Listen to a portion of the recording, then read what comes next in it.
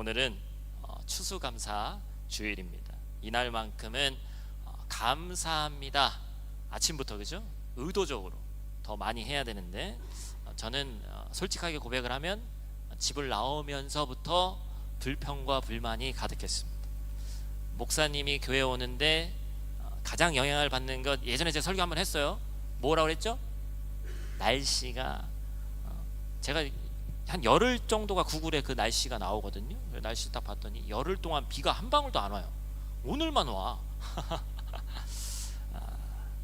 제가 근데 이 앞에 이따도 설교하겠습니다만 처음에 추수감사절을 지켰던 우리 청교도들, 미국 신대륙을 발견한 사람들도 처음에 전혀 감사할 수 없는 상황 가운데서 감사했다. 그렇죠? 그렇기 때문에 감사는 상황을 보고 하는 것이 아니라 감사하려고 작정을 해야 할 수 있는 거예요. 그래서 이제 제가 이제 뒤에 날씨를 보지 않고 문 다 닫으라고 하고, 여기는 지금 밖에 뭐 비가 얼마나 오는지 모르겠습니다만 그냥 날씨는 환하고 날씨 좋다라고 저한테 그냥 암시하고 감사합니다 하고 지금도 설교하고 있습니다. 요즘은 세상에서 감사가 사라진 시대입니다. 과거에 비춰보면 우리가 과거를 살지 않았기 때문에, 몇십 년 몇백 년 전 살지 않았기 때문에 모르지만 과거를 보면 인간의 평균 수명이 40세 50세였던 시대도 많이 있고, 전쟁 때문에 살아갈 수 없는 시대도 많이 있었고, 심지어 전기, 우리가 누리고 있는 그 모든 것들이 없는 때도 너무 많이 있었습니다. 여러분, 인터넷이 없으면 우리가 살아갈 수 있을까요? 지금 현재는 살아갈 수 없어요. 근데 과거에는 그 아무것도 없었는데 너무나도 감사하게 그 시대를 살아갔죠.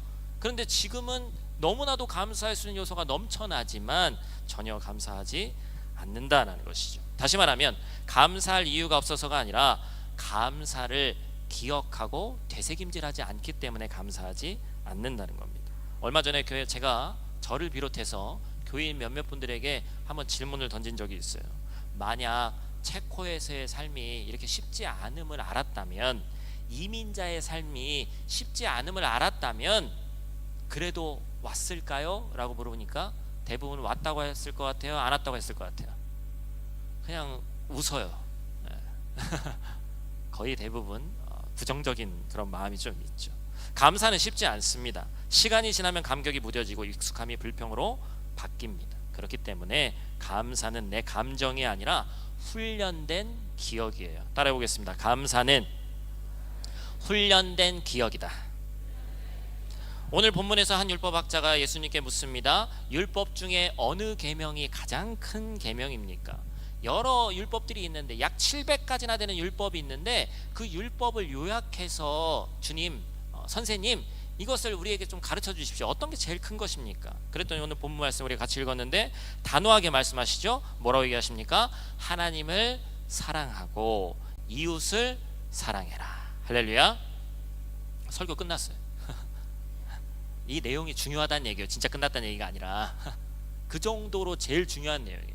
다른 건 기억 못해도 이 내용 오늘 꼭 기억해야 됩니다. 오늘 이 추수감사절 궂은 날씨에도 하나님 앞에 나온 여러분을 주님의 이름으로 축복합니다. 오늘 이 시간 잊어버렸던 감사가 다시 이어지고 무뎌졌던 사랑이 살아나는, 또한 하나님이 주신 은혜의 기억이 우리 마음에 새롭게 피어나는 시간 되기를 간절히 축복합니다. 첫 번째로 기억할 것은 감사는 기억에서 시작한다라는 것입니다. 이스라엘 백성이 출애굽을 하고 광야에서 약 40년을 살아가면서 큰 3개의 절기를 지켰는데 유월절, 맥추절, 초막절이었습니다. 그 중에 대표적인 초막절이라는 절기가 있는데 그 절기를 추수감사절의 예표라고 우리가 생각을 해요. 출애굽 백성들은 광야에서 살았습니다. 먹을 것이 없을 때 하나님이 뭘 주셨죠? 주일학교? 만나와 메추라기. 그렇죠. 길이 없을 때 뭐로 인도하셨죠? 무슨 기둥과 무슨 기둥? 구름 기둥과 불 기둥. 쇠 기둥 막 이런 얘기 나오면 안 돼요. 알았죠? 하나님이 그들이 그 은혜를 잊지 않고 감사하기를 원하셨어요. 하지만 사람은 은혜보다 불편함을 더 잘 기억합니다. 이거는 이스라엘 백성들만의 이야기가 아니에요. 1620년에 신앙의 자유를 찾아서 영국에 살던 청교도들이 메이플라워호라는 배를 타고 자기의 신앙의 자유를 찾아서 신대륙을 발견하기 위해서 떠납니다. 절반 가까이가, 오늘 제가 칼럼에 실어드렸죠, 그죠? 절반 가까이가 바다에서 생명을 잃었고 새 땅에 도착했는데 풍토병도 있고 약도 없어서 살아남은 것 자체만으로 감사했던 첫 번째 추수감사절이 그들의 추수감사절이었어요. 우리의 삶도 별반 다르지 않습니다. 체코에서 사는 게 결코 쉽지 않습니다. 감사할 이유보다는 힘들고 못 살 이유가 더 많습니다. 그러나 그럴 때 뭘 기억하면 되겠어요? 처음을 기억하시기를 바랍니다. 처음 체코에 도착하신 날, 몇 년, 몇 월, 며칠, 아마 어린이들은 몰라도 성인들은 대부분 기억하실 거예요. 기억하시죠? 뭐 2010 몇 년, 뭐 20년, 몇 월, 며칠 아마 기억하실 거예요.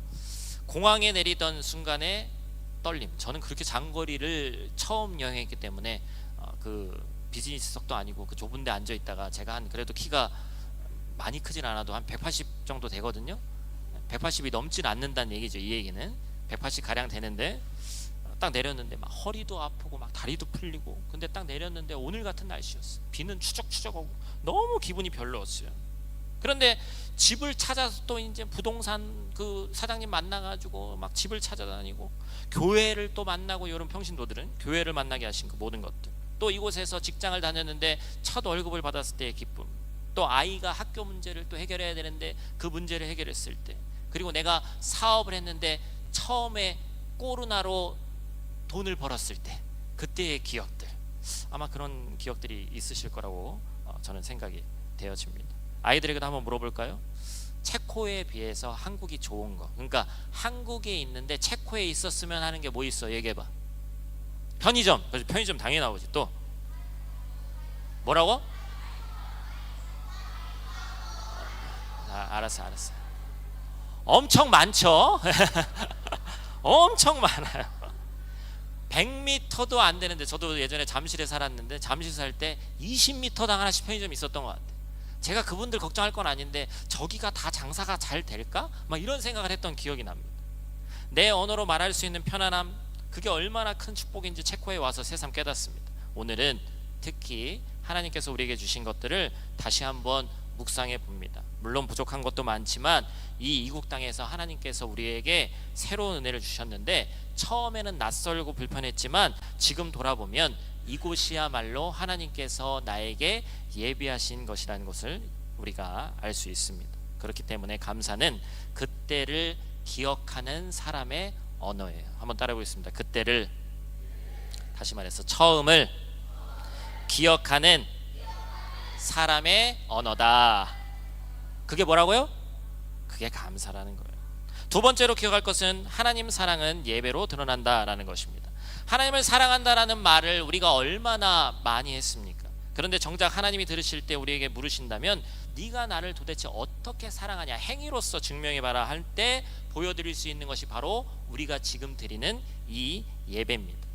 오늘 우리가 이 자리에 나온 이유, 추수감사절의 핵심도 바로 여기 있습니다. 감사의 절기는 풍성한 밥상에 있는 것이 아니라, 먹을 것에 있는 것이 아니라 하나님께 예배드리는 것에 있다는 것이죠. 우리가 살고 있는 것은 낯섭니다. 언어도 다르고 문화도 다르고, 겨울엔 해도 금방 져버리고, 요즘은 한 5시 되기 전에 해가 지더라고요. 적응이 안 돼. 겨울은 원래 그런 건데 저도 11번째 지나고 있는데 적응이 안 됩니다. 때로는 우리나라 말로 내 마음을 터놓고 얘기할 사람조차 찾기 어렵습니다. 그런데 그 모든 가운데 하나님이 우리에게 교회를 주셨습니다. 그것이 우리가 감사해야 할 첫 번째 이유입니다.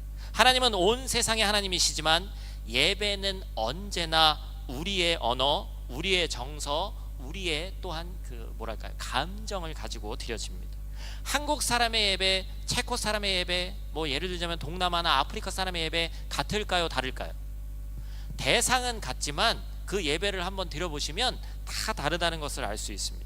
우리가 그 나라의 언어를 조금 알아들어도, 아니 그 나라의 언어를 퍼펙트하게 다 해도 다른 민족의 교회에 가면 안타깝게도 은혜 받기가 쉽지 않습니다. 그런데 하나님은 놀랍게도 우리의 언어와 우리의 문화로 예배할 자리를 우리에게 주셨습니다. 그게 바로 우리 프라 한마음교회인 줄로 믿습니다.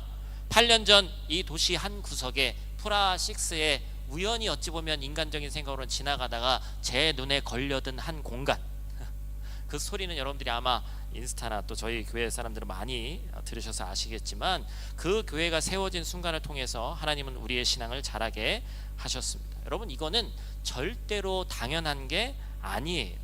한국에서는 교회가 많다라는 것이 익숙하지만 세상 어디를 가도 자기의 언어로 마음 깊이 하나님을 예배할 수 있는 교회를 만난다는 것은 쉬운 일이 아닙니다. 그런데 하나님은 우리를 이곳에 부르셨고 한 사람 한 사람을 연결시키셔서 공동체로 만들어 주셨어요. 그렇기 때문에 감사는 내가 가진 것보다 하나님이 나를 이끌어 오신 자리를 볼 때 피어나는 것입니다. 사랑하는 성도 여러분, 오늘 우리가 드릴 최고의 고백은 그래서 이겁니다. 한번 띄워주시죠. 같이 우리 크게 한번 읽도록 하겠습니다. 시작. 하나님, 낯선 땅에서도 예배드릴 우리 교회를 주셔서 감사합니다. 이 땅을 떠나는 그날까지 주님의 몸된 교회를 사랑하고 예배하며 살겠습니다. 할렐루야. 이 고백 속에서 하나님은 우리 예배를 기뻐하시고 우리 삶에 새 힘이 넘칠 줄로 믿습니다. 마지막 세 번째로, 이웃 사랑은 공동체 안에서 완성이 됩니다. 하나님에 대한 사랑이 예배로 드러난다면 이웃 사랑은 공동체 안에서 드러나는 거예요. 이웃은 멀리에 있는 낯선 사람이 아닙니다. 바로 지금 내 옆에 앉아 있는 형제 자매입니다. 가까울수록, 그런데 이 사이가 좋으면 좋은데 참 어렵게도 가까울수록 사이가 좋기가 쉽지 않습니다. 멀리 있는 사람은 다 좋아 보이는데 가까이 있는 사람은 사소한 말 한마디에 마음이 상하고 표정 하나에도 오해가 쌓입니다. 저 사람 왜 저래? 그러다가 벽을 쌓게 되고 아예 얘기를 안 하게 되는 거예요. 그러다 보면 감사가 사라지고 관계가 멀어지죠. 그러나 여러분, 그 만남이 우연이 아니고 하나님이 나를 다듬고 성숙하게 하기 위해서 우리에게 붙여주신 관계입니다. 그래서 예수님은 요한복음 15장에서 나는 포도나무고 우리를 뭐로 비유하셨죠? 가지라고 말씀하셨습니다. 가지들은 다 다릅니다. 어떤 가지는 굵고 튼튼한 가지가 있고 어떤 가지는 약하고 또한 아주 작은 가지도 있습니다. 그런데 그 모든 가지가 한 나무이신 예수 그리스도에 붙어 있다라는 사실입니다. 우리도 마찬가지죠. 각자의 배경과 성격과 또한 가지고 있는 생각들이 다 다르지만 한 교회 안에서 한 줄기로 연결된 것이 바로 우리 지체라고 합니다. 가지가 혼자 떨어져 있으면 아무리 튼튼하고 예뻐도 홀로 서 있어도 열매를 당분간은 맺을 수 없습니다. 붙어 있어야 생명이 흐르고 열매가 맺힙니다. 관계도 똑같습니다. 불편하다고 피곤하다고 끊어내면 결국 내 안에 생명도 말라가게 돼 있는 거예요. 그래서 하나님은 우리에게 말씀하시는 거예요. 끊지 말고 이어져 있으라라는 것이죠. 제가 오늘 설교를 준비하면서 이웃에 대해서 한번 연구를 해봤습니다. 우리나라 말에 이웃이라는 말이 있는데, 이는 무슨 뜻이라는 거예요? 이어져 있다, 곁에 있다, 가까이 있다라는 뜻이고, 웃은 윗사람 또는 다른 사람을 가리키는 옛말이라는 겁니다. 즉 이웃은 내 곁에 있는 다른 사람, 곧 가까이에 이어져 있는 사람을 뜻합니다. 성경적으로 말하자면 하나님이 내 인생에 이어주신 사람을 이웃이라고 한다는 거예요. 여러분, 이제 우리가 체코 생활에 적응을 해서 그렇지 한번 상상해 보시길 바래요. 이 프라하에 한국 사람이 나 하나, 우리 가족 하나뿐이라면 물론 살 수는 있겠지만 쉬울까요, 어려울까요? 전 쉽지 않을 것 같아요. 그렇죠? 마트에 가서 한국 음식 하나 못 사고 말 통하는 사람도 없고 아이 학교 문제부터 병원 문제까지 혼자 다 해결해야 되는 거예요. 상상만 해도 숨이 막힙니다. 그런데 하나님이 그런 우리에게 교회를 주셨고 공동체를 주셨고 이웃인 우리의 지체를 주셨습니다. 함께 밥 먹고 함께 웃고 울 수 있는 사람들을 주셨습니다. 여러분, 이게 얼마나 놀라운 은혜인지 알아야 되는 거예요. 요한일서 4장 20절은 이렇게 얘기합니다. 우리 같이 읽겠습니다. 누구든지 하나님을 사랑하노라 하고 그 형제를 미워하면 이는 거짓말하는 자니, 보는 바 그 형제를 사랑하지 아니하는 자는 보지 못하는 바 하나님을 사랑할 수 없느니라. 아멘. 하나님 사랑은 눈앞에 사람을 통해서 드러나는 거예요. 그렇기 때문에 추수감사절 오늘 우리가 드려야 될 감사는 단순히 하나님 감사합니다가 아니라, 하나님 제 옆에 있는 이 사람을 저에게 주셔서 감사합니다 라는 고백이 있어야 돼요. 우리 옆에 계신 분 한번 2명에게만 이렇게 인사하겠습니다. 바로 당신이군요. 바로 당신이군요. 인사하시라는 거야. 인사하시라고. 바로 당신이군요. 인사하시라고. 부부끼리도 하세요. 왜 부부끼리는 안 하시는 거야? 부부끼리도 하세요. 아니 부부끼리는 왜 안 하는 거예요? 바로 당신이 아니었길 바라는 거예요. 사랑하는 형제자매 여러분, 혹시 이 자리에 또 우리 프라라는 이 작은 사회 안에 마음이 멀어진 분들이 있습니까? 한때는 함께 울고 웃었는데 지금은 어색한 분들이 있어요? 먼저 다가가면 내가 뭔가 감정 싸움에서 지는 것 같아서 그냥 두고 있는 사람이 있습니까? 오늘 이 예배의 자리가 결단의 자리 되기를 축복합니다. 감사는 사람 사이에서 완성되는 거예요.